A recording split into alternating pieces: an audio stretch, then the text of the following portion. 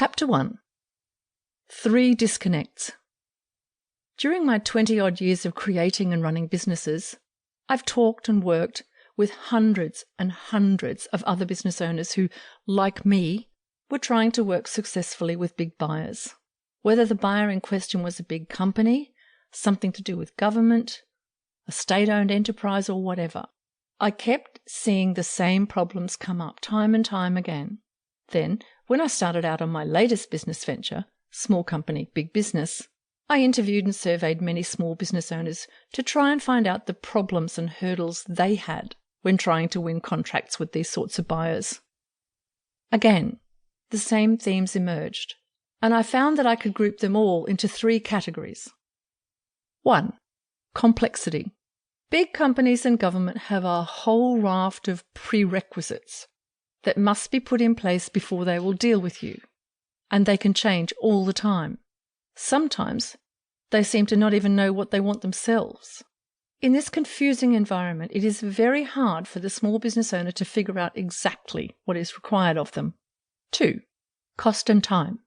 Implementing all the prerequisites and making the necessary changes to your business is a time-consuming and costly exercise, and then you have to keep everything up to date. All this requires a considerable amount of dollars, time, and energy. For some, it's all just too much and they walk away. For those who accept the challenge, putting it all in place can take years, and a lot of time and money can be wasted trying different solutions. 3. Getting on the radar. Most small businesses struggle to get on the radar of large corporations and get a foot in the door.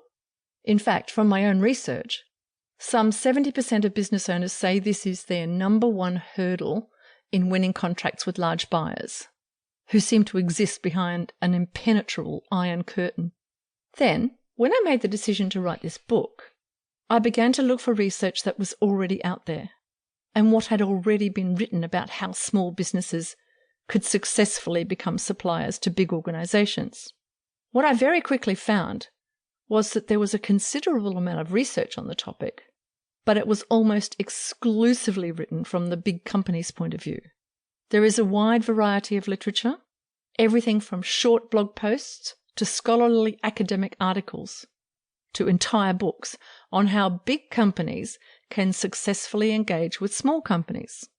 Much of it is written with the background of how the bigger company can fulfill its corporate social responsibility, CSR, or local content obligations. What I found interesting, though, was that the same 3 themes emerged again, only this time from the big company point of view. From the big company or government point of view, their problems are: 1. Small companies just don't understand how supply chains work.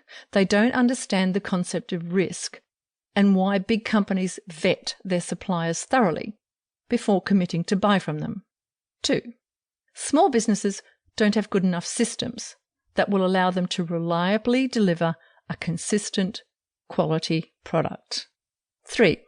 Big businesses and government have strict procurement procedures and protocols and can be restricted in who and what kind of businesses they can purchase from. Often, they will grant just a few large contracts to a few large suppliers and allow them to take on the task of recruiting smaller specialist suppliers. After much thought, I eventually captured all this in my 3 disconnects diagram. Trying to bridge the disconnect gap between the 2 parties became the purpose of the Small Company, Big Business program. The program has changed and evolved since my first research was conducted, but the basic premise of 2 parties looking at the same problem in different ways remains. As a result of these disconnects, B2B, business to business commerce, is too often limited to big business. That is what I want to challenge by writing this book.